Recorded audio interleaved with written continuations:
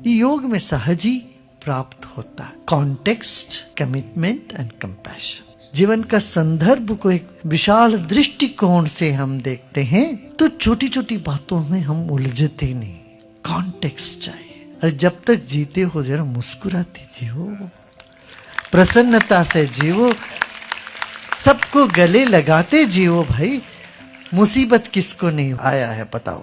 श्री राम के जीवन में मुसीबत है, कृष्ण के जीवन में मुसीबत, सब हर अवतार पुरुष के जीवन में भी बहुत सारे मुसीबत आया। उसका 100 में से 1 अंश भी तुम्हें नहीं आया है, ऐसे देखोगे तो छोटी सी बातों में हम अपने आप को दुखी कर लेते हैं। ये योगी का लक्ष्य नहीं होता। योग का लक्ष्य ही ये हेयम दुक्खम अनागतम, दुख आने से पहले उसको रोक दो, ये योग है। दुख कई तरह से आती है। कैसे? शारीरिक दुख, क्यों? जब चाहे तब खाए, कोई नियम नहीं है, संयम नहीं, कुछ भी खाते रहेंगे, कभी भी खाते रहेंगे। शारीरिक स्वास्थ्य के लिए भी योग करिए।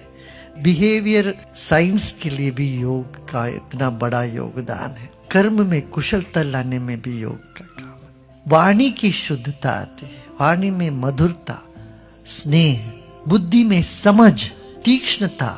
तीक्ष्ण बुद्धि बहुत आवश्यक है जीवन में प्रगति पाने के लिए। इसीलिए वैज्ञानिकों के लिए भी योग का बहुत आवश्यकता है। क्यों? कीन ऑब्जर्वेशन के लिए चाहिए। मन को संवेदनशील बनाता, हृदय को कोमल बनाता।